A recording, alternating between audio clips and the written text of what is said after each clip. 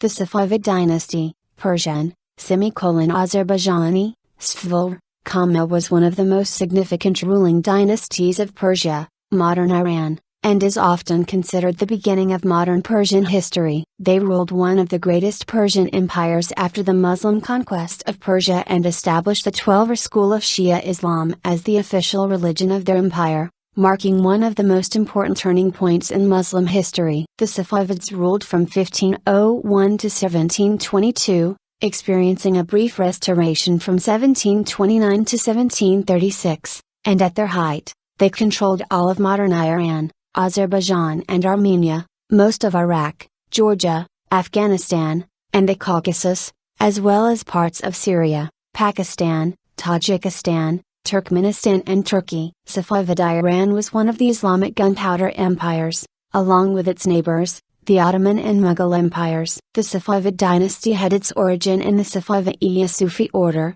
which was established in the city of Ardabil in the Azerbaijan region. It was of mixed ancestry, Azerbaijani, Kurdish Persian and Turkmen, which included intermarriages with Georgian and Pontic Greek dignitaries. From their base in Ardabil, the Safavids established control over all of Greater Iran and reasserted the Iranian identity of the region, thus becoming the first native dynasty since the Sassanid Empire to establish a unified Iranian state. Despite their demise in 1736, the legacy that they left behind was the revival of Persia as an economic stronghold between East and West, the establishment of an efficient state and bureaucracy based upon checks and balances, their architectural innovations and their patronage for fine arts. The Safavids have also left their mark down to the present era by spreading Shi'a Islam in Iran, as well as major parts of the Caucasus, South Asia, Central Asia, and Anatolia. The Safavid kings themselves claim to be Shi'as,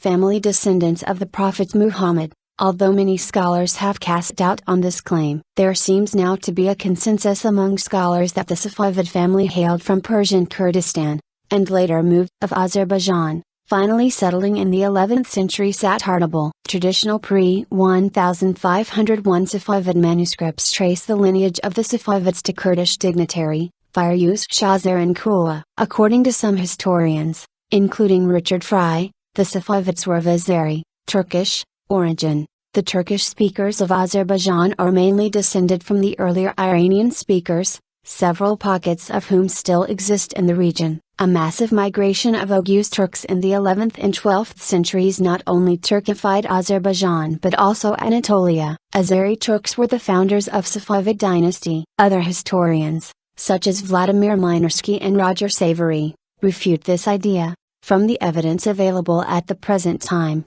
it is certain that the Safavid family was of indigenous Iranian stock, and not of Turkish ancestry as it is sometimes claimed. It is probable that the family originated in Persian Kurdistan, and later moved of Azerbaijan, where they adopted the Azari form of Turkish spoken there, and eventually settled in the small town of Ardabil sometimes during the 11th century. By the time of the establishment of the Safavid Empire, the members of the family were native Turkish-speaking and Turkicized, and some of the Shahs composed poems in their native Turkish language. Concurrently, the Shahs themselves also supported Persian literature, poetry and art projects including the Grand Shahnameh of Shah Tahmasp, while members of the family and some Shahs composed Persian poetry as well. In terms of identity, it should be noted that the authority of the Safavids were religiously based and they based their legitimacy on being direct male descendants of the Ali, the cousin of the Prophet Muhammad, and the first Shiite Imam. Background: the Safavid Sufi order. Main articles: Safaviya, Safi al-Din Ardabili, and ideology of Safavids. Safavid history begins with the establishment of the Safaviya by its eponymous founder Safi ad-Din Ardabili, 1252 to 1334. In 701,301, Safi al-Din assumed the leadership of the Zaydiyya, a significant Sufi order in Gilan, from his spiritual master and father-in-law Zayd Gilani. Due to the great spiritual charisma of Safi al-Din, the order was later known as the Safaviya. The Safavid order soon gained great influence in the city of Ardabil, and Hamdullah Mustafi noted that most of the people of Ardabil were followers of Safi al-Din. Extant religious poetry from him, written in the old Azari language, a now extinct northwestern Iranian language, and accompanied by a paraphrase in Persian which helps their understanding, has survived to this day and has linguistic importance. After Safi al-Din, the leadership of the Safavids passed on to Sadr al-Din Musa, 794–1391–92. The order at this time was transformed into a religious movement which conducted religious propaganda throughout Persia, Syria and Asia Minor, and most likely had maintained its Sunni Shafit origin at that time. The leadership of the order passed on from Sadr al-Din Musa to his son Khwaja Ali, 1429, and in turn to his son Ibrahim, 1429–47, when Sheikh Junaid, the son of Ibrahim, assumed the leadership of the Safavids in 1447, the history of the Safavid movement was radically changed. According to R.M. Savory, Sheikh Junaid was not content with spiritual authority and he sought material power. At that time, the most powerful dynasty in Persia was that of the Karakoyunlu, the Black Sheep, whose ruler Jahan Shah ordered Junaid to leave Ardabil or else he would bring destruction and ruin upon the city. Junaid sought refuge with the rival of Karakoyunlu Jahan Shah,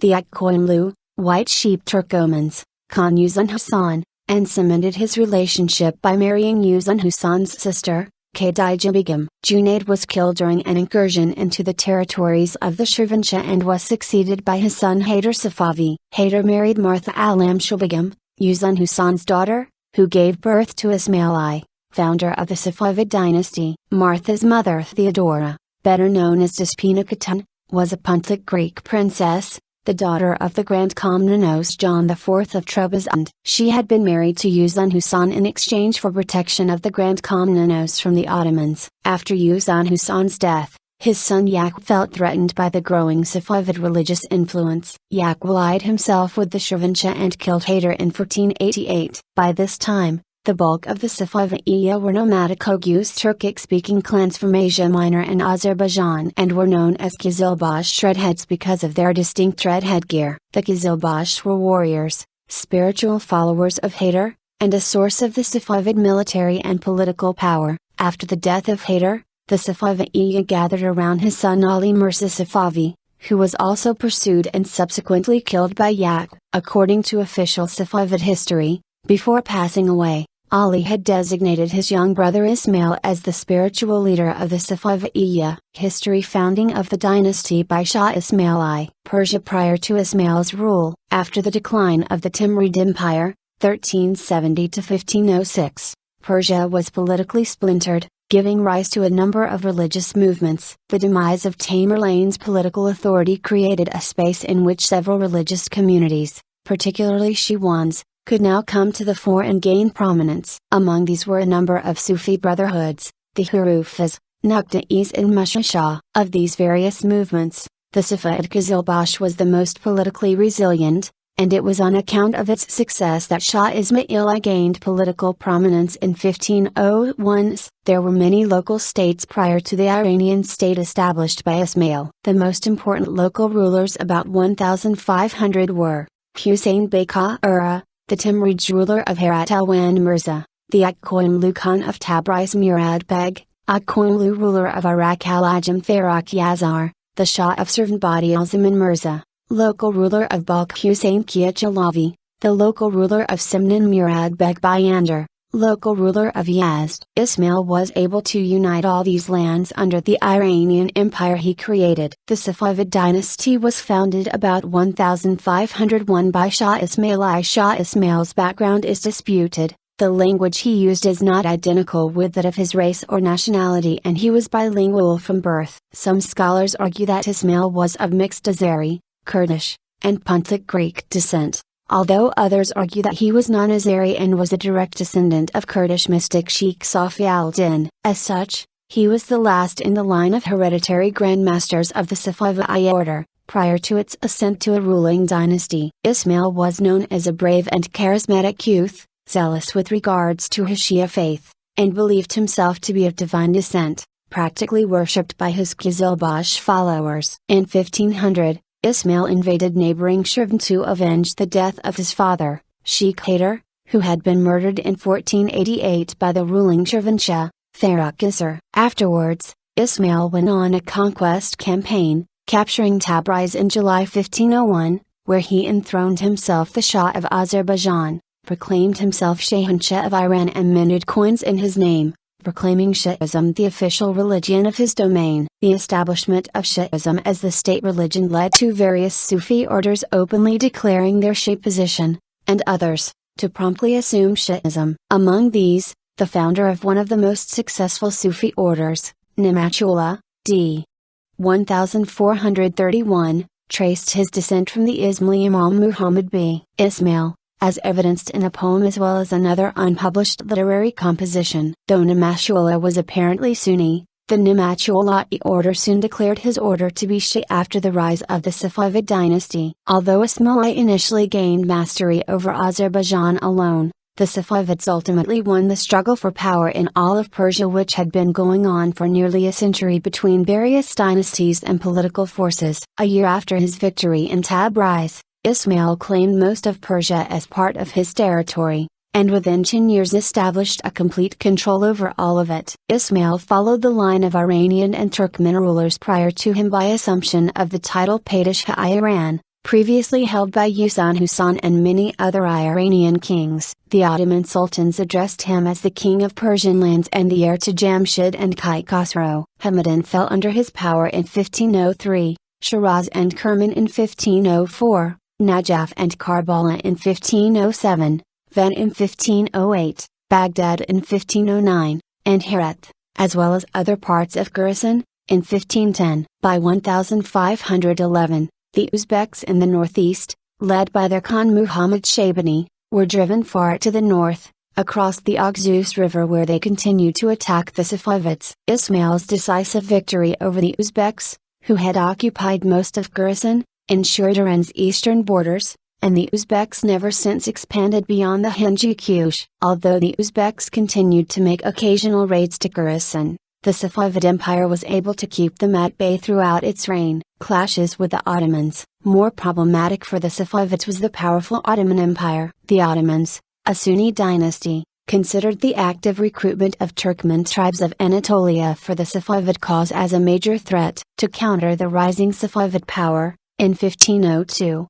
Sultan Bayezid II forcefully deported many Shias from Anatolia to other parts of the Ottoman realm. In 1514, Bayezid's son, Sultan Selim I marched through Anatolia and reached the plain of Chaldiran near the city of Khoi, and a decisive battle was fought there. Battle of Chaldiran. Most sources agree that the Ottoman army was at least double the size of that of Ismail. However, what gave the Ottomans the advantage was the artillery which the Safavid army lacked. According to Aram Savory, Salim's plan was to winter at Tabriz and complete the conquest of Persia the following spring. However, a mutiny among his officers who refused to spend the winter at Tabriz forced him to withdraw across territory laid waste by the Safavid forces. 8 days later, although Ismail was defeated and his capital was captured, the Safavid Empire survived. The war between the two powers continued under Ismail's son, Shah Tahmasp I, QV, and the Ottoman Sultan Suleiman I,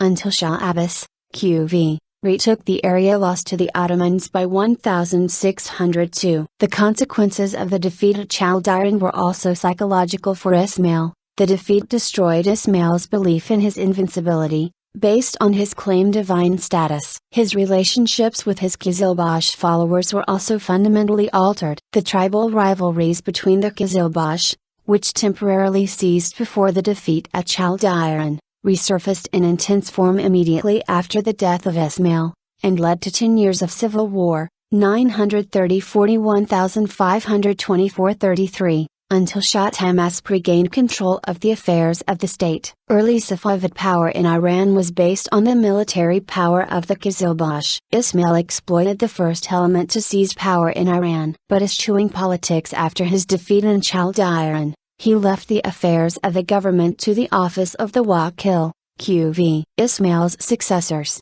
and most ostensibly Shah Abbas I, successfully diminished the Qizilbash's influence on the affairs of the state. Shah Tahmasp, the young governor of Herat, succeeded his father Ismail in 1524, when he was 10 years and 3 months old. He was the ward of the powerful Qizilbash Emir Ali Bagramlu, titled Div Sultan, who saw himself as the de facto ruler of the state. The Qizilbash, which still suffered under the legacy of the Battle of Chaldiran, was engulfed in internal rivalries. The low morale within the military, and the decentralized structure of the government, with much power in the hands of local governors, eventually led to 10 years of civil war. Rival Qizilbash factions fought amongst themselves for the control of the empire until Shah Tahmasp came of age and reasserted his authority. Tahmasp reigned for 52 years, the longest reign in Safavid history. The Uzbeks, during the reign of Tahmasp, attacked the eastern provinces of the kingdom 5 times, and the Ottomans under Suleiman I initiated 4 invasions of Persia. Losing territory in Iraq and the northwest,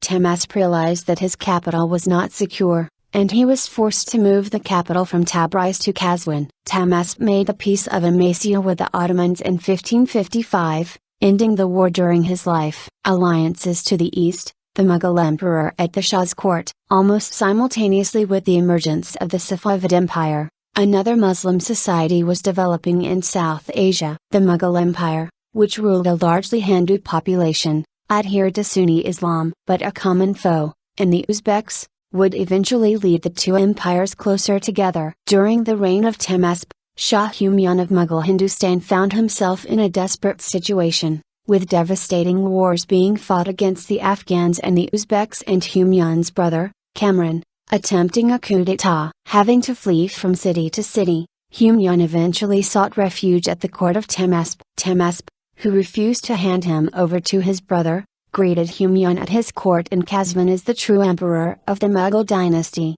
despite the fact that Humayun had been living in exile for more than 15 years. After converting to Shi'a Islam, Tahmasp offered him military assistance to fight off the revolts in return for Kandahar, which had for long been a battleground between the two empires, and a combined Persian-Mughal force managed to seize Kandahar and occupy Kabul. This eventually led to strong ties between the Safavids and the Mughals, and they persisted, almost unabated, throughout the history of the Safavid dynasty. When Shah Tahmasp entered the throne at a young age, Persia was in a dire state. But despite of a weak economy, a civil war and wars being fought on 2 fronts, Tahmasp had managed to maintain his position as the Shah. During the first 30 years of his long reign, he had managed to suppress the internal divisions, slowly elevate the strength of the military to a level that finally led to the retreat of the Ottomans during the Fourth War in 1533, and, in 1553, even wage a campaign against the Ottomans. This resulted in the Peace Treaty of Amasya,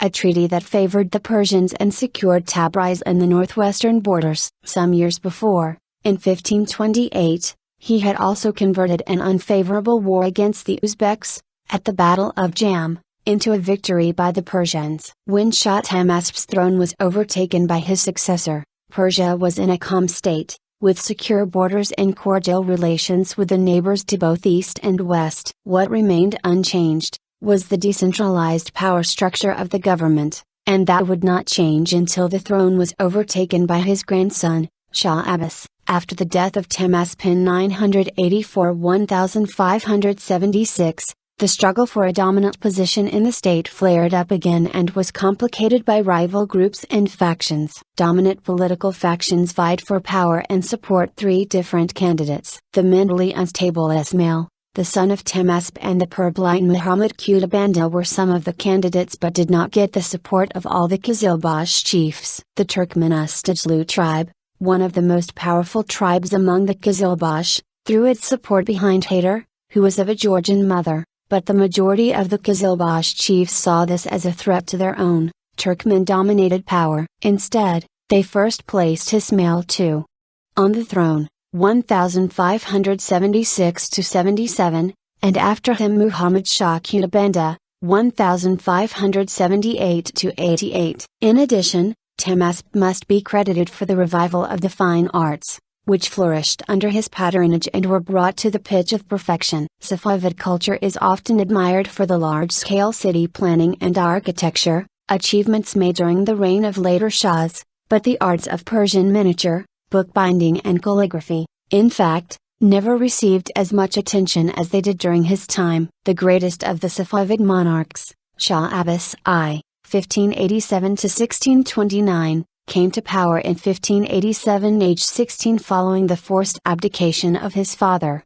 Shah Muhammad Qutbanda, having survived Qizilbashi court intrigues and murders. He recognized the ineffectualness of his army, which was consistently being defeated by the Ottomans who had captured Georgia and Armenia and by Uzbeks who had captured Mashhad and Sistan in the east. First he sued for peace in 1590 with the Ottomans giving away territory in the northwest. Then two Englishmen, Robert Shirley and his brother Anthony, helped Abbasi to reorganize the Shah's soldiers into an officer-paid and well-trained standing army similar to a European model, which the Ottomans had already adopted. He wholeheartedly adopted the use of gunpowder. See Military History of Iran. The army divisions were ghulams, crown servants, usually conscripted from Georgians and Circassians, tofingchas, musketeers, and topshas, dupshas, artillerymen. Abbas moved the capital to Isfahan, deeper into central Iran. Abbasi built a new city next to the ancient Persian one. From this time the state began to take on a more Persian character. The Safavids ultimately succeeded in establishing a new Persian national monarchy. Abbasi first fought the Uzbeks,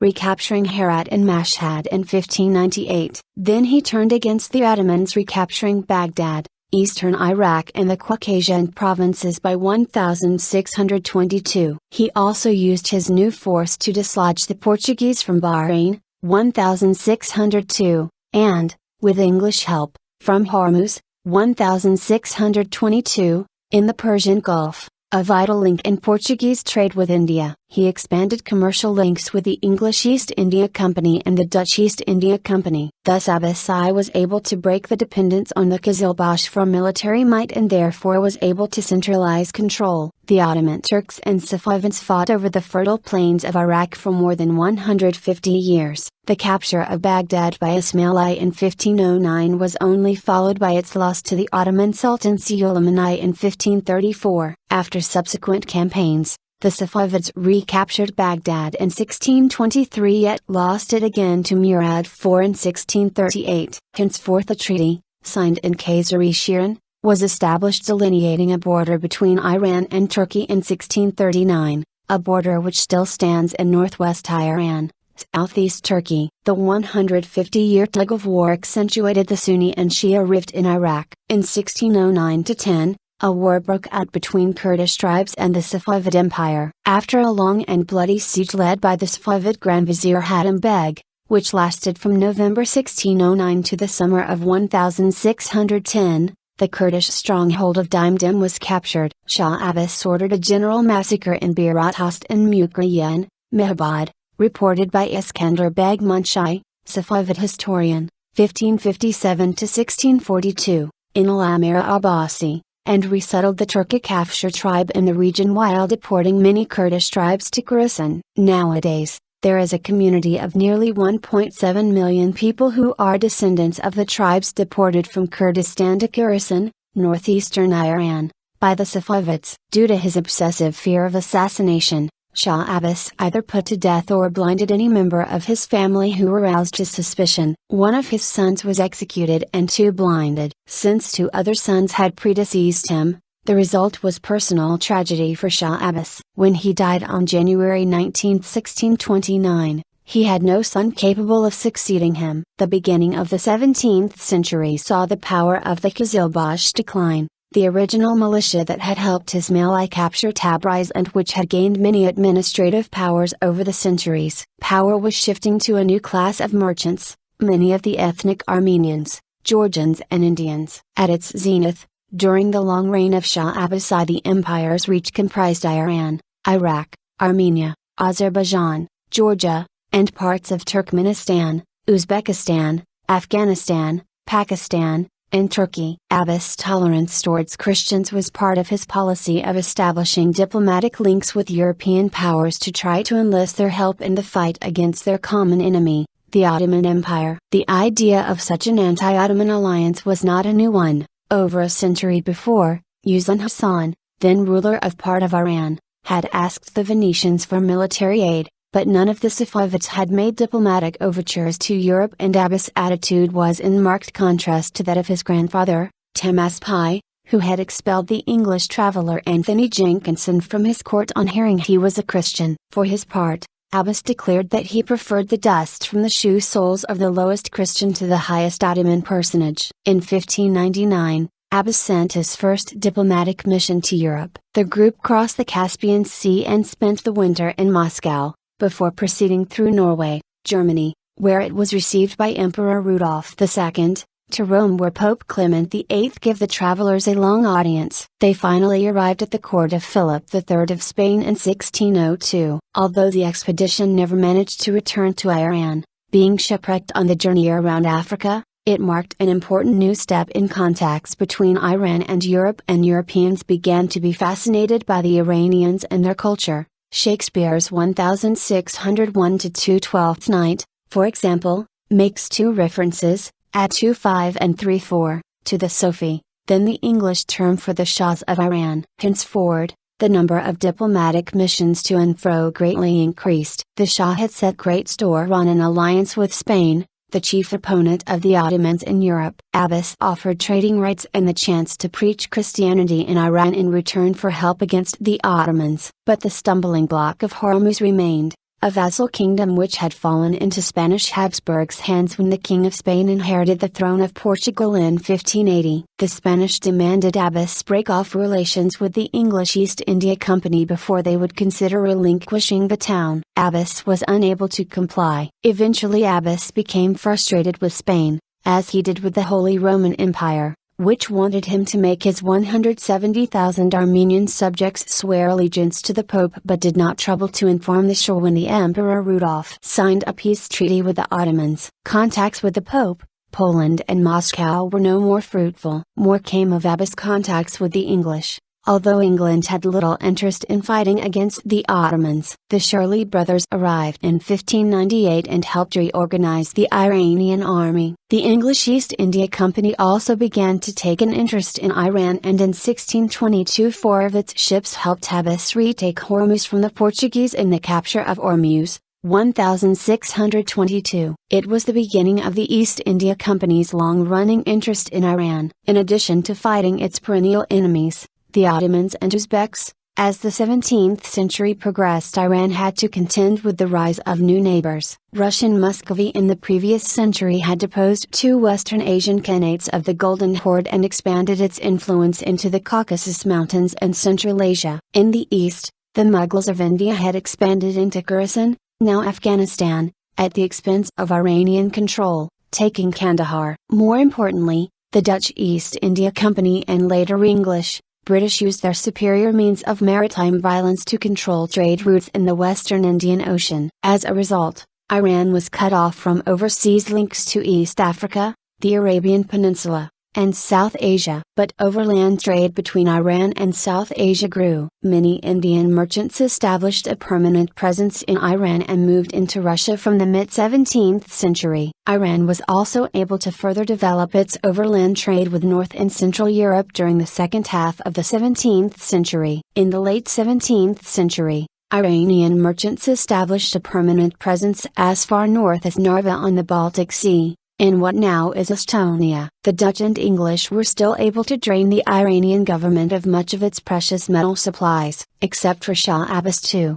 the Safavid rulers after Abbas I were therefore rendered ineffectual, and the Iranian government declined and finally collapsed when a serious military threat emerged on its eastern border in the early 18th century. The end of the reign of Abbas II, 1666. Thus marked the beginning of the end of the Safavid dynasty. Despite falling revenues and military threats, later Shahs had lavish lifestyles. Sultan Hussein, 1694-1722, in particular was known for his love of wine and disinterest in governance. The country was repeatedly raided on its frontiers, Kerman by Baloch tribes in 1698, Khorasan by the Hottakis in 1717, constantly in Mesopotamia by Peninsula Arabs. Sultan Hossein tried to forcibly convert his Afghan subjects in Kandahar from Sunni to the Shia sect of Islam. In response, a Ghilzai Afghan chieftain named Mirwais Hotak revolted and killed Gurjan Khan, the Safavid governor of the region,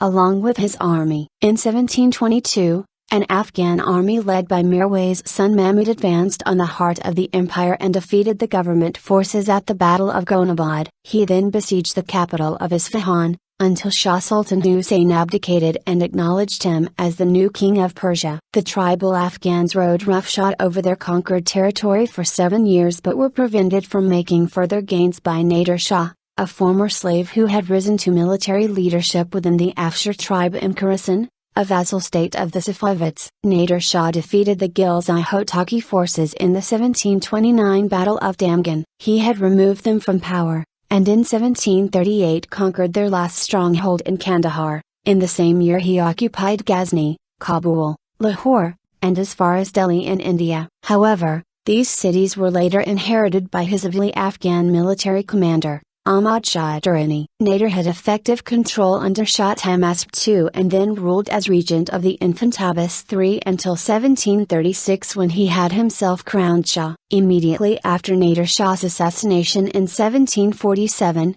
the Safavids were reappointed as Shahs of Iran in order to lend legitimacy to the Nassim dynasty. However, the brief puppet regime of Ismail III ended in 1760 when Karim Khan felt strong enough to take nominal power of the country as well and officially end the Safavid dynasty. Even though Safavids were not the first Shia rulers in Iran, they played a crucial role in making Shi'a Islam the official religion in the whole of Iran. There were large Shia communities in some cities like Qom and Sabzvar as early as the 8th century. In the 10th and 11th centuries the Buwayhids, who were of the Zaydiyya branch of Shia, ruled in Fars, Isfahan and Baghdad. As a result of the Mongol conquest and the relative religious tolerance of the Ilkhanids, Shia dynasties were re-established in Iran, Safavid Iran and Khorasan being the most important. The Ilkhanid ruler Roljantu converted to Twelver Shi'ism in the 13th century. Following his conquest of Iran, Ismail made conversion mandatory for the largely Sunni population. The Sunni ulama or clergy were either killed or exiled. Ismail I brought in mainstream Ithna Ashariya Shia religious leaders and granted them land and money in return for loyalty. Later, during the Safavid and especially Qajar period, the Shia ulama's power increased and they were able to exercise a role, independent of or compatible with the government. Iran became a feudal theocracy. The Shah was held to be the divinely ordained head of state and religion. In the following centuries, this religious stance cemented both Iran's internal cohesion and national feelings and provoked attacks by its Sunni neighbors. The Qizilbash were a wide variety of Shiite, Gilat, and mostly Turkoman militant groups who helped found the Safavid Empire. Their military power was essential during the reign of the Shahs Ismail and Tahmasp. The Qizilbash tribes were essential to the military of Iran until the rule of Shah Abbas I. Their leaders were able to exercise enormous influence and participate in court intrigues, assassinating Shah Ismail II for example. A major problem faced by Ismail I after the establishment of the Safavid state was how to bridge the gap between the two major ethnic groups in that state, the Qizilbash, redhead, Turkomans, the men of sort of classical Islamic society whose military prowess had brought him to power, and the Persian elements, the men of the pen, who filled the ranks of the bureaucracy and the religious establishment in the Safavid state as they had done for centuries under previous rulers of Persia, be they Arabs, Mongols, or Turkmens. As Vladimir Minersky put it, friction between these two groups was inevitable, because the Qizilbash were no party to the national Persian tradition. Between 1508 and 1524, the year of Ismail's death, the Shah appointed 5 successive Persians to the office of Vakil. When the second Persian Vakil was placed in command of a Safavid army in Transoxiana, the Qizilbash, considering it a dishonor to be obliged to serve under him, deserted him on the battlefield with the result that he was slain. The fourth Vakil was murdered by the Qizilbash, and the fifth was put to death by them. Reforms in the military. Shah Abbas realized that in order to retain absolute control over his empire without antagonizing the Qizilbash, he needed to create reforms that reduced the dependency that the Shah had on their military support. Part of these reforms was the creation of the third force within the aristocracy. But even more important in undermining the authority of the Qizilbash was the introduction of the royal corps into the military. This military force would serve the Shah only and eventually consisted of 4 separate branches, Shahs. These were 12,000 strong and built up from the small group of Kirchis that Shah Abbas had inherited from his predecessor. The Shahs, or friends of the king, were Qizilbash tribesmen who had forsaken their tribal allegiance for allegiance to the Shah alone. Gulams, Tahmasp started introducing Georgian, Armenian and Circassian slaves from the Caucasus, appointing them either in the harem or the royal household. Shah Abbas expanded this program significantly and eventually created a force of 15,000 Ghulam cavalrymen, musketeers. Realizing the advantages that the Ottomans had because of their firearms, Shah Abbas was at pains to equip both the Kerchi and the Ghulam soldiers with up-to-date weaponry. More importantly, for the first time in Iranian history, a substantial infantry corps of musketeers, Tofankis, numbering 12,000, was created. Artillery corps, with the help of Westerners, he also formed an artillery corps of 12,000 men, although this was the weakest element in his army. According to Sir Thomas Herbert, who accompanied the British embassy to Persia in 1628, the Persians relied heavily on support from the Europeans in manufacturing cannons. It wasn't until a century later, when Nader Shah became the commander-in-chief of the military, that sufficient effort was put into modernizing the artillery corps, and the Persians managed to excel and become self-sufficient in the manufacturing of firearms. Despite the reforms, the Qizilbash would remain the strongest and most effective element within the military, accounting for more than half of its total strength. But the creation of this large standing army,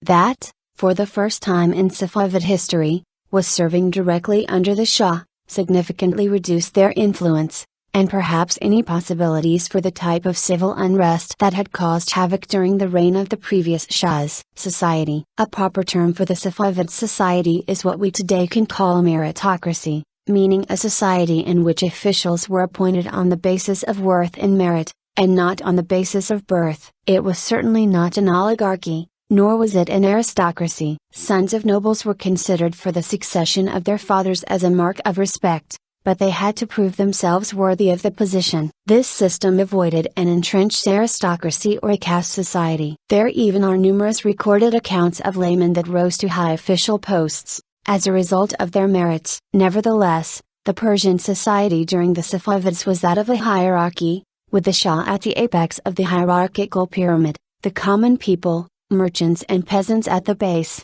and the aristocrats in between. The term Dawlat, which in modern Persian means government, was then an abstract term meaning bliss or felicity, and it began to be used as concrete sense of the Safavid state, reflecting the view that the people had of their ruler, as someone elevated above humanity. Also among the aristocracy, in the middle of the hierarchical pyramid, were the religious officials, who, mindful of the historic role of the religious classes as a buffer between the ruler and his subjects, usually did their best to shield the ordinary people from oppressive governments. The customs and culture of the people. Jean Shah Erdem devoted a whole chapter in his book to describing the Persian character, which apparently fascinated him greatly. As he spent a large bulk of his life in Persia, he involved himself in, and took part in, their everyday rituals and habits, and eventually acquired intimate knowledge of their culture, customs and character. He admired their consideration towards foreigners, but he also stumbled upon characteristics that he found challenging. His descriptions of the public appearance, clothes and customs are corroborated by the miniatures, drawings and paintings from that time which have survived. As he describes them, their imagination is animated, quick and fruitful. Their memory is free and prolific. They are very favorably drawn to the sciences, the liberal and mechanical arts. Their temperament is open and leans towards sensual pleasure and self-indulgence, which makes them pay little attention to economy or business. He then goes on, they are very philosophical over the good and bad things in life and about expectations for the future. They are little tainted with avarice, desiring only to acquire in order to spend. They love to enjoy what is to hand and they refuse nothing which contributes to it, having no anxiety about the future which they leave to providence and fate. But as he also experienced, the Persians are dissembling, shamelessly deceitful and the greatest flatterers in the world, using great deception and insolence. They lack good faith in business dealings, in which they cheat so adeptly that one is always taken in. Hypocrisy is the usual disguise in which they proceed. They say their prayers and perform their rituals in the most devout manner. They hold the wisest and most pious conversation of which they are capable. And although they are naturally inclined to humanity, hospitality, mercy and other worldly goods, nevertheless, they do not cease feigning in order to give the semblance of being much better than they really are. It is however no question, from reading Shah-Urdin's descriptions of their manners, that he considered them to be a well-educated and well-behaved people, who certainly knew the strict etiquettes of social intercourse. As he describes them, the Persians are the most civilized of the peoples of the East, and what the French are to Europe, they are to the Orient. Their bearing and countenance is the best composed, mild, serious, impressive, genial and welcoming as far as possible. They never fail to perform at once the appropriate gestures of politeness when meeting each other. They are the most wheedling people in the world, with the most engaging manners, the most supple spirits and a language that is gentle and flattering, and devoid of unpleasant terms but rather full of circumlocutions. Unlike Europeans, they much disliked physical activity, and were not in favor of exercise for its own sake, preferring the leisure of repose and luxuries that life could offer. Traveling was valued only for the specific purpose of getting from one place to another, not interesting themselves in seeing new places and experiencing different cultures. It was perhaps this sort of attitude towards the rest of the world that accounted for the ignorance of Persians regarding other countries of the world. The exercises that they took part in were for keeping the body supple and sturdy and to acquire skills in handling of arms. Archery took first place. Second place was held by fencing, where the wrist had to be firm but flexible and movements agile. Thirdly, there was horsemanship. A very strenuous form of exercise which the Persians greatly enjoyed was hunting. Since pre-Islamic times, the sport of wrestling had been an integral part of the Iranian identity, and the professional wrestlers, who performed in zircans, were considered important members of the society. Each town had their own troupe of wrestlers, called Pahlavids. Their sport also provided the masses with entertainment and spectacle. Shah-Urdin described one such event. The two wrestlers were covered in grease. They are present on the level ground, and a small drum is always playing during the contest for excitement. They swear to a good fight and shake hands. That done, they slap their thighs, buttocks and hips to the rhythm of the drum. That is for the women and to get themselves in good form. After that they join together in uttering a great cry and trying to overthrow each other, as well as wrestling. What gathered the masses was fencing, tightrope dancers, puppet players and acrobats, performing in large squares, such as the Royal Square. A leisurely form of amusement was to be found in the cabarets, particularly in certain districts, like those near the mausoleum of Harani Vialat. People met there to drink liqueurs or coffee, to smoke tobacco or opium, and to chat or listen to poetry. As noted before, a key aspect of the Persian character was its love of luxury, particularly on keeping up appearances. They would adorn their clothes, wearing stones and decorate the harness of their horses. Men wore many rings on their fingers, almost as many as their wives. They also placed jewels on their arms, such as on daggers and swords. Daggers were worn at the waist. In describing the ladies' clothing, he noted that Persian dress revealed more of the figure than did the European, but that women appeared differently depending on whether they were at home in the presence of friends and family, or if they were in the public. In private they usually wore a veil that only covered the hair and the back, but upon leaving the home, they would put on a large sheet, that concealed the whole of the body except from the face. They would often dye their feet and hands with henna. Their hairstyle was simple, the hair gathered back in tresses, often adorning the ends with pearls and clusters of jewels. Women with slender waists were regarded as more attractive than those with larger figures. Women from the provinces and slaves pierced their left nostrils with rings, but well-born Persian women would not do this. The most precious accessory for men was the turban. Although they lasted a long time, it was necessary to have changes for different occasions like weddings and the Nowruz, while men of status never wore the same turban 2 days running. Clothes that became soiled in any way were changed immediately. Turks and Tajiks. Although the Safavid rulers and citizens were of native stock and continuously reasserted their Iranian identity, the power structure of the Safavid state was mainly divided into two groups: the Turkic-speaking military, ruling elite, whose job was to maintain the territorial integrity and continuity of the Iranian Empire through their leadership, and the Persian-speaking administrative, governing elite, whose job was to oversee the operation and development of the nation and its identity through their high positions. Thus came the term Turk and Tajik, which was used by native Iranians for many generations to describe the Persianate, or Turco-Persian, nature of many dynasties which ruled over Greater Iran between the 12th and 20th centuries, in that these dynasties promoted and helped continue the dominant Persian linguistic and cultural identity of their states, although the dynasties themselves were of non-Persian, for example Turkic, linguistic origins. The relationship between the Turkic-speaking Turks and Persian-speaking Tajiks was symbiotic, yet some form of rivalry did exist between the two. As the former represented the people of the sword and the latter, the people of the pen, high-level official posts would naturally be reserved for the Persians. Indeed, this had been the situation throughout Persian history, even before the Safavids, ever since the Arab conquest. Shah Tahmasp introduced a change to this, when he, and the other Safavid rulers who succeeded him, sought to blur the formerly defined lines between the two linguistic groups, by taking the sons of Turkic-speaking officers into the royal household for their education in the Persian language. Consequently, they were slowly able to take on administrative jobs in areas which had hitherto been the exclusive preserve of the ethnic Persians. The third force. From 1540 and onwards, Shah Tahmasp initiated a transformation of the society by slowly constructing a new branch within the aristocracy. The campaigns that he waged against Georgia between 1540 and 1554 were primarily meant to uphold the morale and the fighting efficiency of the Qizilbash military, but they brought home large numbers of Georgian, Armenian and Circassian slaves. The women came to occupy prominent positions in the harems of the Safavid elite, particularly the Shahs, while the men were given special training, on completion of which they were either enrolled in one of the newly created Ghulam regiments, or employed in the royal household. Shah Abbas continued this program and greatly expanded the Ghulam military corps from a few hundred to 15,000 highly trained cavalrymen. He then went on to reduce the number of Qizilbash provincial governorships and systematically moved Qizilbash governors to other districts,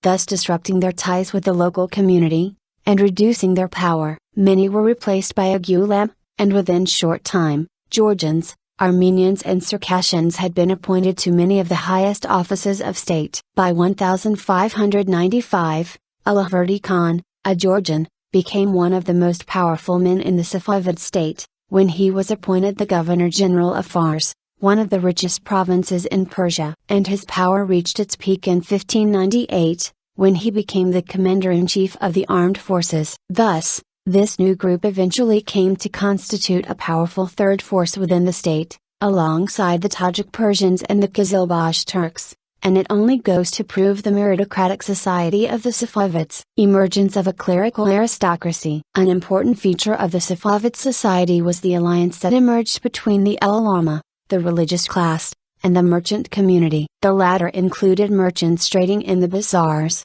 the trade and artisan guilds, asnaf, and members of the quasi-religious organizations run by dervishes, futava. Because of the relative insecurity of property ownership in Persia, many private landowners secured their lands by donating them to the clergy as so-called vakf. They would thus retain the official ownership and secure their land from being confiscated by royal commissioners or local governors, as long as a percentage of the revenues from the land went to the ulama. Increasingly, members of the religious class, particularly the mujtahids and the Shi'as, gained full ownership of these lands, and, according to contemporary historian Iskandar Munshi, Persia started to witness the emergence of a new and significant group of landowners. Akbaris versus Ujlas. The Akbari movement crystallized as a separate movement with the writings of Muhammad Amin al-Shahbadi, died 1627 AD. It rejected the use of reasoning in deriving verdicts and believed that only the Quran,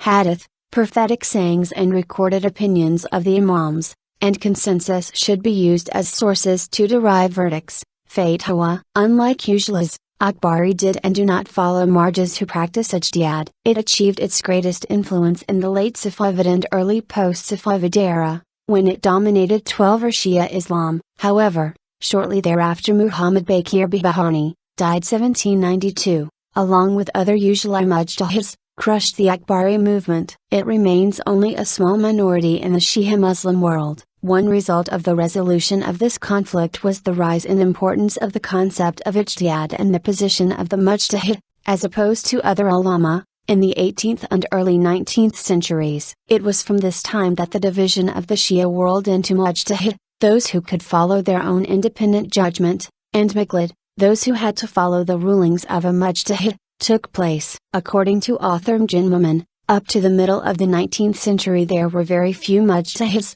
3 or 4, anywhere at any one time, but several hundred existed by the end of the 19th century. Allama Majlisi, Muhammad Bakir Majlisi, commonly referenced to using the title Allama, was a highly influential scholar during the 17th century, Safavid era. Majlisi's works emphasized his desire to purge Shi'ism of the influences of mysticism and philosophy, and to propagate an ideal of strict adherence to the Islamic law, Sharia. Majlisi promoted specifically Shia rituals such as mourning for Hussein ibn Ali and visitation, ziyarat, of the tombs of the Imams and Imamzadas, stressing the concept of the Imams as mediators and intercessors for man with God. State and government. The Safavid state was one of checks and balance, both within the government and on a local level. At the apex of this system was the Shah, with total power over the state, legitimized by his bloodline as a Sayyid, or descendant of the Prophet Muhammad. So absolute was his power, that the French merchant, and later ambassador to Persia, Jean Shah Erdem thought the Safavid Shahs ruled their land with an iron fist and often in a despotic manner. To ensure transparency and avoid decisions being made that circumvented the Shah, a complex system of bureaucracy and departmental procedures had been put in place that prevented fraud. Every office had a deputy or superintendent, whose job was to keep records of all actions of the state officials and report directly to the Shah. The Shah himself exercised his own measures for keeping his ministers under control by fostering an atmosphere of rivalry and competitive surveillance. And since the Safavid society was meritocratic, and successions seldom were made on the basis of heritage, this meant that government offices constantly felt the pressure of being under surveillance and had to make sure they governed in the best interest of their leader, and not merely their own. The government. There probably did not exist any parliament, as we know them today. But the Portuguese ambassador to the Safavids, de Gouveia, still mentions the Council of State in his records, which perhaps was a term for governmental gatherings of the time. The highest level in the government was that of the Prime Minister, or Grand Vizier, Etimadi Dowlat, who was always chosen from among doctors of law. He enjoyed tremendous power and control over national affairs as he was the immediate deputy of the Shah. No act of the Shah was valid without the counter seal of the Prime Minister. But even he stood accountable to a deputy, Vacanvis, who kept records of his decision-makings and notified the Shah. Second to the Prime Minister post were the General of the Revenues, Mustafa Malik, or Finance Minister, and the Divanbagi, Minister of Justice. The latter was the final appeal in civil and criminal cases, and his office stood next to the main entrance to the Ali Kapı Palace. In earlier times, the Shah had been closely involved in judicial proceedings, but this part of the royal duty was neglected by Shah Safi and the later kings. Next in authority were the generals,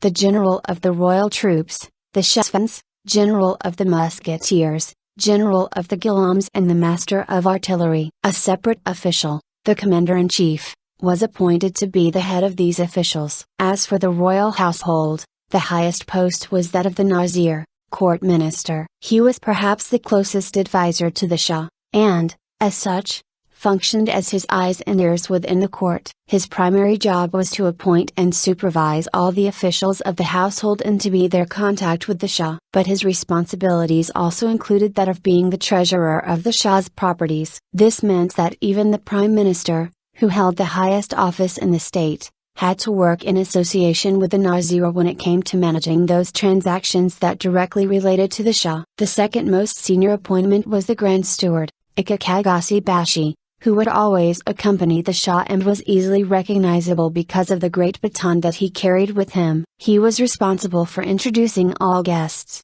receiving petitions presented to the Shah and reading them if required. Next in line were the master of the royal stables, Mirkarbashi, and the master of the hunt, Murshikarbashi. The Shah had stables in all the principal towns, and Shah Abbas was said to have about 30,000 horses and studs around the country. In addition to these, There were separate officials appointed for the caretaking of royal banquets and for entertainment. Shah Erdin specifically noticed the rank of doctors and astrologers and the respect that the Shahs had for them. The Shah had a dozen of each in his service and would usually be accompanied by 3 doctors and 3 astrologers, who were authorized to sit by his side on various occasions. The chief physician, Hakim Bashi, was a highly considered member of the royal court, and the most revered astrologer of the court was given the title Munajjim Bashi, chief astrologer. During the 1st century of the dynasty, the primary court language remained Azeri, although this increasingly changed after the capital was moved to Isfahan. Local governments. On a local level,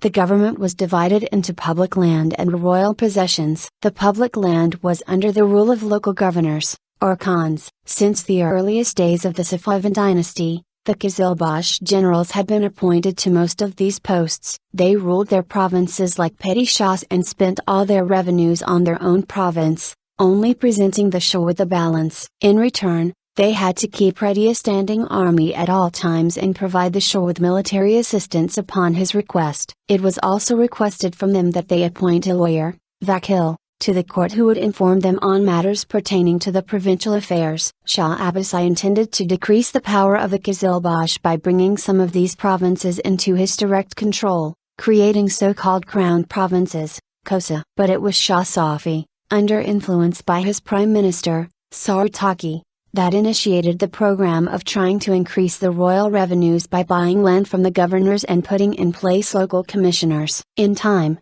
this proved to become a burden to the people that were under the direct rule of the Shah, as these commissioners, unlike the former governors, had little knowledge about the local communities that they controlled and were primarily interested in increasing the income of the Shah. And, while it was in the governor's own interest to increase the productivity and prosperity of their provinces, the commissioners received their income directly from the royal treasury and, as such, did not care so much about investing in agriculture and local industries. Thus, the majority of the people suffered from rapacity and corruption carried out in the name of the Shah. Democratic institutions in a totalitarian society. In 16th and 17th century Iran, there existed a considerable number of local democratic institutions. Examples of such were the trade and artisan guilds, which had started to appear in Persia from the 1500s. Also, there were the quasi-religious fraternities called Futava, which were run by local dervishes. Another official selected by the consensus of the local community was the Qadqada,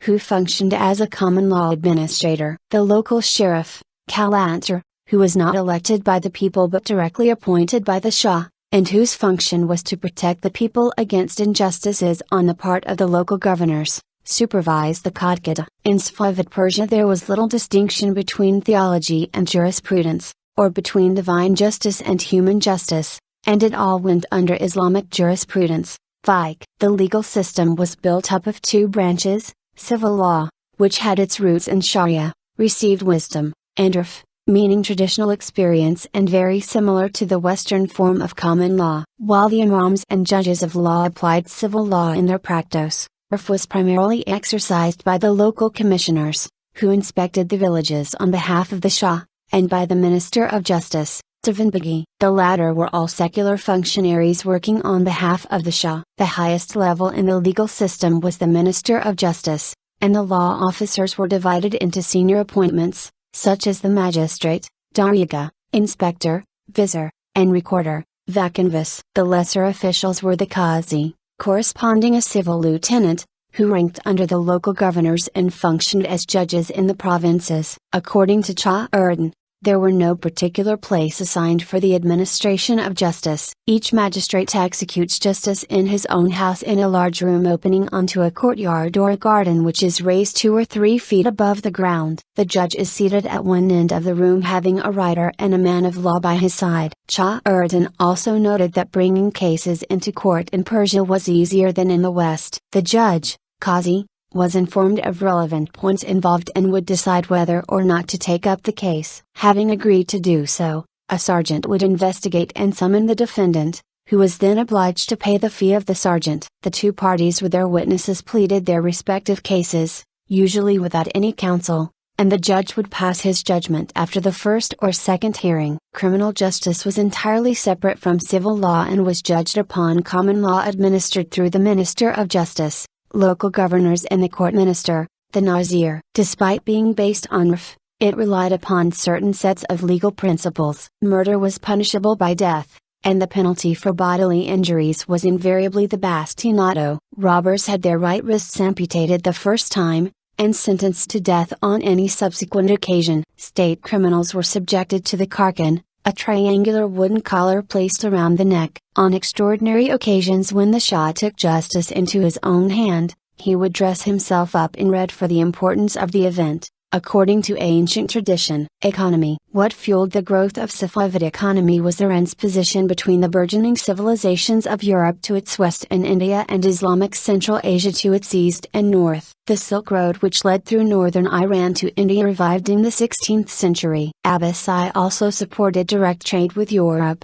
particularly England and the Netherlands, which sought Persian carpet, silk and textiles. Other exports were horses, goat hair, pearls and an inedible bitter ramen hadam taka used as a spice in India. The main imports were spice, textiles, woolens from Europe, cottons from Gujarat, metals, coffee, and sugar. Agriculture. According to the historian Roger Savory, the twin bases of the domestic economy were pastoralism and agriculture. And, just as the higher levels of the social hierarchy was divided between the Turkish men of the sword and the Persian men of the pen, so were the lower level divided between the Turkoman tribes, who were cattle breeders and lived apart from the surrounding population, and the Persians, who were peasants and settled agriculturalists. The Safavid economy was to a large extent based on agriculture and taxation of agricultural products. According to the French jeweler Jean Chardin, the variety in agricultural products in Persia was unrivaled in Europe and consisted of fruits and vegetables never even heard of in Europe. Chardin was present at some feasts in Isfahan where there were more than 50 different kinds of fruit. He thought that there was nothing like it in France or Italy.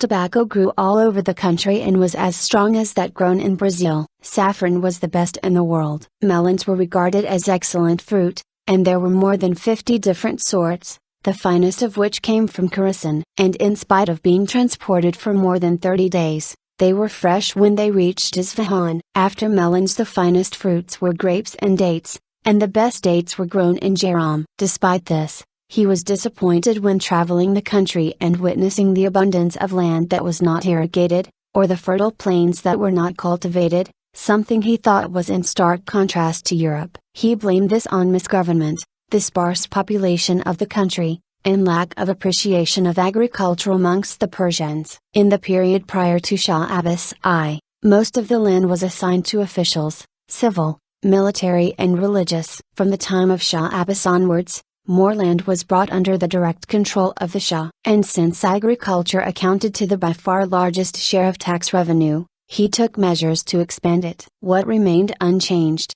was the crop sharing agreement between whomever was the landlord and the peasant. This agreement consisted of 5 elements: land, water, plow animals, seed and labor. Each element constituted 20% of the crop production, and if, for instance, the peasant provided the labor force and the animals, he would be entitled to 40% of the earnings. According to contemporary historians, though, the landlord always had the worst of the bargain with the peasant in the crop sharing agreements. In general, the peasants lived in comfort, and they were well paid and wore good clothes, although it was also noted that they were subject to forced labor and lived under heavy demands. Horses were the most important of all the domestic animals, and the best were brought in from Arabia and Central Asia. They were costly because of the widespread trade in them, including to Turkey and India. The next most important mount, when traveling through Persia, was the mule. Also, the camel was a good investment for the merchant,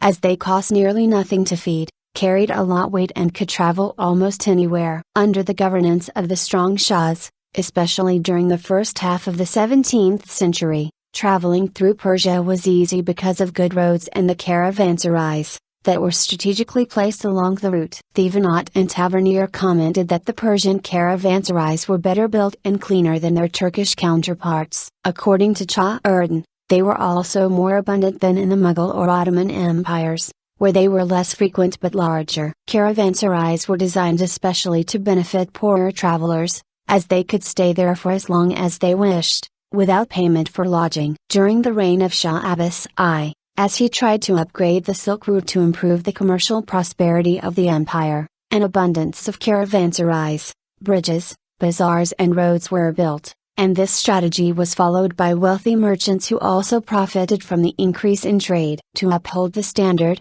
another source of revenue was needed, and road toll, that were collected by guards, radars, were stationed along the trading routes. They in turn provided for the safety of the travelers, and both Thevenot and Tavernier stressed the safety of traveling in 17th century Persia, and the courtesy and refinement of the policing guards. The Italian traveler Pietro della Valle was impressed by an encounter with one of these road guards. He examined our baggage, but in the most obliging manner possible, not opening our trunks or packages, and was satisfied with a small tax, which was his due. The Portuguese Empire and the discovery of the trading route around the Cape of Good Hope in 1487 not only hit a death blow to Venice as a trading nation, but it also hurt the trade that was going on along the Silk Route and especially the Persian Gulf. They correctly identified the three key points to control all seaborne trade between Asia and Europe: the Gulf of Aden, the Persian Gulf and the Straits of Malacca, by cutting off and controlling these strategic locations with high taxation. In 1602, Shah Abbas I drove the Portuguese out of Bahrain, but he needed naval assistance from the newly arrived British East India Company to finally expel them from the Strait of Hormuz and regain control of this trading route. He convinced the British to assist him by allowing them to open factories in Shiraz, Isfahan and Jask. With the later end of the Portuguese Empire, the British, Dutch and French in particular gained easier access to Persian seaborne trade, although they, unlike the Portuguese, did not arrive as colonizers, but as merchant adventurers. The terms of trade were not imposed on the Safavid Shahs, but rather negotiated. In the long term, however, the seaborne trade route was of less significance to the Persians than was the traditional Silk Route. Lack of investment in shipbuilding and the navy provided the Europeans with the opportunity to monopolize this trading route. The land-borne trade would thus continue to provide the bulk of revenues to the Persian state. Much of the cash revenue came not so much from what could be sold abroad, as from the custom charges and transit dues levied on goods passing through the country. Shah Abbas was determined to greatly expand this trade, but faced the problem of having to deal with the Ottomans, who controlled the two most vital routes, the route across Arabia to the Mediterranean ports, and the route through Anatolia and Istanbul. A third route was therefore devised which circumvented Ottoman territory. By traveling across the Caspian Sea to the north, they would reach Russia, and with the assistance of the Muscovy Company they could cross over to Moscow, reaching Europe via Poland. This trading route proved to be of vital importance, especially during times of war with the Ottomans. By the end of the 17th century, the Dutch had become dominant in the trade that went via the Persian Gulf, having won most trade agreements, and managed to strike deals before the British or French were able to. They particularly established monopoly of the spice trade between the East Indies and Iran. The one valuable item, sought for in Europe, which Iran possessed and which could bring in silver in sufficient quantities, was silk, which was produced in the northern provinces, along the Caspian coastline. The trade of this product was done by Turks and Persians to begin with, but during the 17th century the Christian Armenians became increasingly vital in the trade of this merchandise, as middlemen. Whereas domestic trade was largely in the hands of Persian and Jewish merchants, by late 17th century, almost all foreign trade was controlled by the Armenians. They were even hired by wealthy Persian merchants to travel to Europe when they wanted to create commercial bases there, and the Armenians eventually established themselves in cities like Bursa, Aleppo, Venice, Livorno, Marseille and Amsterdam. Realizing this, Shah Abbas resettled large numbers of Armenians from the Caucasus to his capital city and provided them with loans. And as the Shah realized the importance of doing trade with the Europeans, he assured that the Safavid society was one with religious tolerance. The Christian Armenians thus became a commercial elite in the Safavid society and managed to survive in the tough atmosphere of business being fought over by the British, Dutch, French, Indians and Persians, by always having large capital readily available and by managing to strike harder bargains ensuring cheaper prices than what, for instance, their British rivals ever were able to. The Safavid family was a literate family from its early origin. There are extant Tadi and Persian poetry from Sheikh Safi ad-Din Ardabili as well as extant Persian poetry from Sheikh Sadr ad-Din. Most of the extant poetry of Shah Ismail lies in Azerbaijani pen name of Khatai. Sam Mirza, the son of Shah Ismail, as well as some later authors, assert that Ismail composed poems both in Turkish and Persian, but only a few specimens of his Persian verse have survived. A collection of his poems in Azeri were published as a divan. Shah Tahmasp, who has composed poetry in Persian, was also a painter, while Shah Abbas too was known as a poet, writing Azerbaijani verses. Sam Mirza, the son of Ismail, was himself a poet and composed his poetry in Persian. He also compiled an anthology of contemporary poetry. Culture within the empire. Shah Abbas I recognized the commercial benefit of promoting the arts. Artisan products provided much of Iran's foreign trade. In this period, handicrafts such as tile making, pottery and textiles developed, and great advances were made in miniature painting, bookbinding, decoration and calligraphy. In the 16th century, carpet weaving evolved from a nomadic and peasant craft to a well-executed industry with specialization of design and manufacturing. Tabriz was the center of this industry. The carpets of Ardabil were commissioned to commemorate the Safavid dynasty. The elegantly Baroque yet famously Polonaise carpets were made in Iran during the 17th century, using traditional forms and materials. Reza Abbasi, 1565 to 1635, introduced new subjects to Persian painting: semi-nude women, youth, lovers. His painting and calligraphic style influenced Iranian artists for much of the Safavid period, which came to be known as the Isfahan school. Increased contact with distant cultures in the 17th century, especially Europe, provided a boost of inspiration to Iranian artists who adopted modeling, foreshortening, spatial recession, and the medium of oil painting. Shah Abbas II sent Zaman to study in Rome. The epic Shahnameh, Book of Kings, a stellar example of manuscript illumination and calligraphy, was made during Shah Tahmasp's reign. This book was written by Ferdowsi in 1000 AD for Sultan Mahmud Ghaznavi. Another manuscript is the Khamsa by Nizami, executed 1539-43 by Hakem Mirak and his school in Isfahan. Isfahan bears the most prominent samples of the Safavid architecture, all constructed in the years after Shah Abbas I permanently moved the capital there in 1598, the Imperial Mosque, Masjid-e-Shah, completed in 1630, the Imam Mosque, Masjid-e-Imami, the Lutfallah Mosque and the Royal Palace. According to William Cleveland and Martin Bunton, the establishment of Isfahan as the great capital of Persia and the material splendor of the city attracted intellectuals from all corners of the world,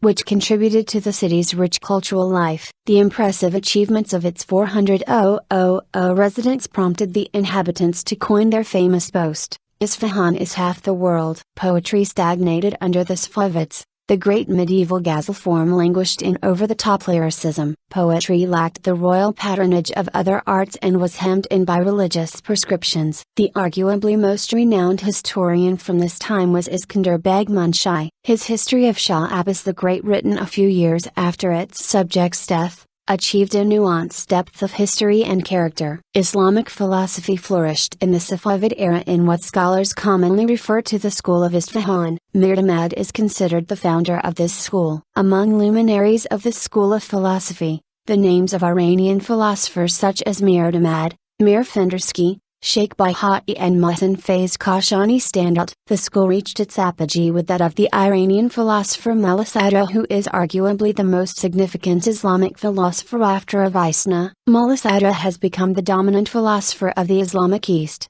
and his approach to the nature of philosophy has been exceptionally influential up to this day. He wrote the Al-Hikmah al-Mutaliya fi al-Asfar al-Aqliyya al-Arba'a, the transcendent philosophy of the four journeys of the intellect, a meditation on what he called metaphilosophy, which brought to a synthesis the philosophical mysticism of Sufism, the theology of Shi'a Islam, and the peripatetic and illuminationist philosophies of Avicenna and Suhrawardi. According to the Iranologist Richard Nelson Fry, they were the continuers of the classical tradition of Islamic thought, which after Averroes died in the Arab West. The Persian schools of thought were the true heirs of the great Islamic thinkers of the Golden Age of Islam, Whereas in the Ottoman Empire there was an intellectual stagnation, as far as the traditions of Islamic philosophy were concerned. The status of physicians during the Safavids stood as high as ever. Whereas neither the ancient Greeks nor the Romans accorded high social status to their doctors, Iranians had from ancient times honored their physicians, who were often appointed counselors of the Shahs. This would not change with the Arab conquest of Iran, and it was primarily the Persians that took upon them the works of philosophy, logic, medicine, mathematics, astronomy, astrology, music and alchemy. By the 16th century, Islamic science, which to a large extent meant Persian science, was resting on its laurels. The works of Al-Razi, 865–92, known to the West as Razes, were still used in European universities as standard textbooks of alchemy, pharmacology and pediatrics. The Canon of Medicine by Avicenna, c. 980–1037, was still regarded as one of the primary textbooks in medicine throughout most of the civilized world. As such, the status of medicine in the Safavid period did not change much, and relied as much on these works as ever before. Physiology was still based on the four humors of ancient and medieval medicine, and bleeding and purging were still the principal forms of therapy by surgeons, something even Thevenot experienced during his visit to Persia. The only field within medicine where some progress were made was pharmacology, with the compilement of the Tibbi Shifa'i in 1556. This book was translated into French in 1681 by Angelus de Saint, under the name Pharmacopoeia Persica. A new age in Iranian architecture began with the rise of the Safavid dynasty. Economically robust and politically stable, this period saw a flourishing growth of theological sciences. Traditional architecture evolved in its patterns and methods, leaving its impact on the architecture of the following periods. Indeed, one of the greatest legacies of the Safavids is the architecture. In 1598, when Shah Abbas decided to move the capital of his Persian Empire from the northwestern city of Kasvan to the central city of Isfahan, he initiated what would become one of the greatest programs in Persian history, the complete remaking of the city. By choosing the central city of Isfahan, fertilized by the Zayan drought, the life-giving river, lying as an oasis of intense cultivation in the midst of a vast area of arid landscape, he both distanced his capital from any future assaults by the Ottomans and the Uzbeks, and at the same time gained more control over the Persian Gulf, which had recently become an important trading route for the Dutch and British East India Companies. The chief architect of this colossal task of urban planning was Sheikh Baha'u'ddin al-Amili, who focused the program on two key features of Shah Abbas's master plan: the Sharb Avenue, flanked at either side by all the prominent institutions of the city,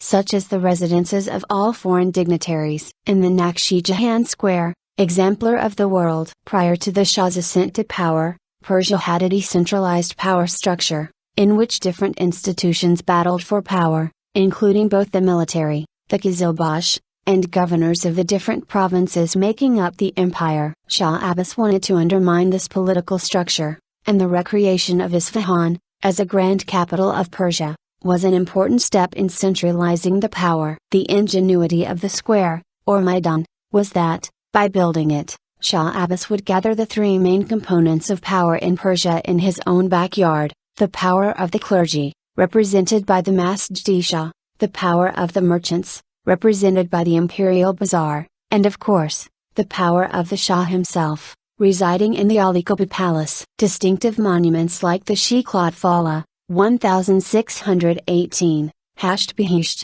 8 Paradise Palace, 1469, and the Shahrbaz School 1714 appeared in Isfahan and other cities. This extensive development of architecture was rooted in Persian culture and took form in the design of schools, baths, houses, caravanserai and other urban spaces such as bazaars and squares. It continued until the end of the Qajar reign. The Safavids by the time of their rise were Azerbaijani speaking, although they also used Persian as a second language. The language chiefly used by the Safavid court and military establishment was Azerbaijani, but the official language of the empire as well as the administrative language of correspondence, literature and historiography was Persian. The inscriptions on Safavid currency were also in Persian. Safavids also used Persian as a cultural and administrative language throughout the empire and were bilingual in Persian. According to Arnold J. Toynbee, in the heyday of the Mughal, Safavid, and Ottoman regimes, New Persian was being patronized as the language of literary humanities by the ruling element over the whole of this huge realm, while it was also being employed as the official language of administration in those two-thirds of its realm that lay within the Safavid and the Mughal frontiers. According to John R. Perry,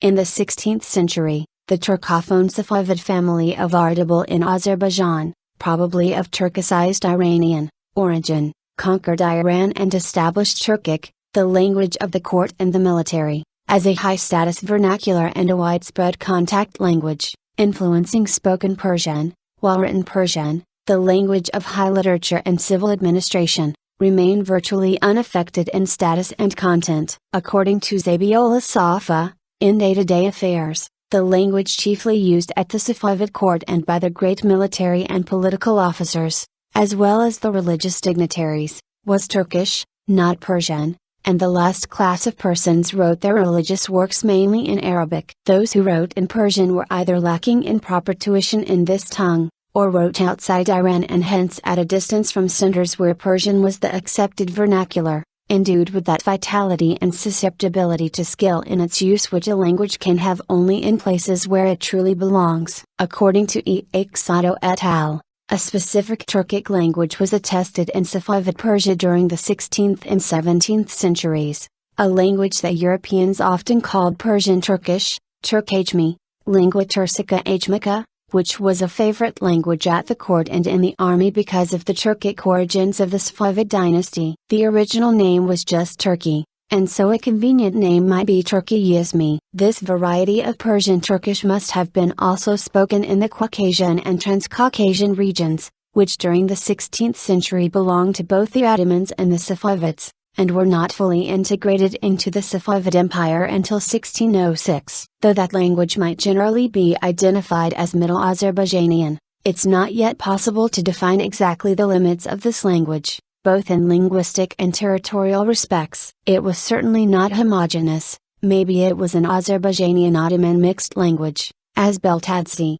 1967-161, states for a translation of the Gospels in Georgian script from the 18th century. According to Ulajurdi Abaisab, although the Arabic language was still the medium for religious scholastic expression, it was precisely under the Safavids that hadith complications and doctrinal works of all sorts were being translated to Persian. The Amali, Lebanese scholars of Shi'a faith, operating through the court-based religious posts, were forced to master the Persian language. Their students translated their instructions into Persian. Persianization went hand in hand with the popularization of mainstream Shi'a belief. According to Cornelis Versteeg, the Safavid dynasty under Shah Ismail, 961-1501, adopted Persian and the Shiite form of Islam as the national language and religion. Legacy. It was the Safavids who made Iran the spiritual bastion of Shi'ism against the onslaughts of Sunni Islam, and the repository of Persian cultural traditions and self-awareness of Iranianhood,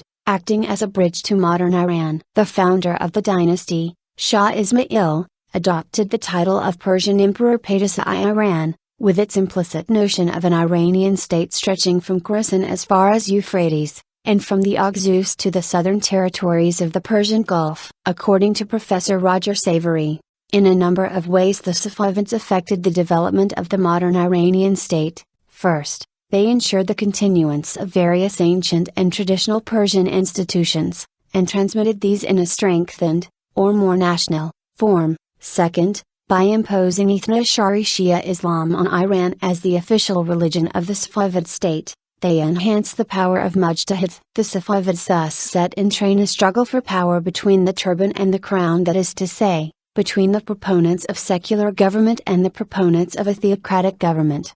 Third, they laid the foundation of alliance between the religious classes, ulama, and the bazaar, which played an important role both in the Persian constitutional revolution of 1905 to 1906, and again in the Islamic Revolution of 1979. Fourth, the policies introduced by Shah Abbasi conduced to a more centralized administrative system,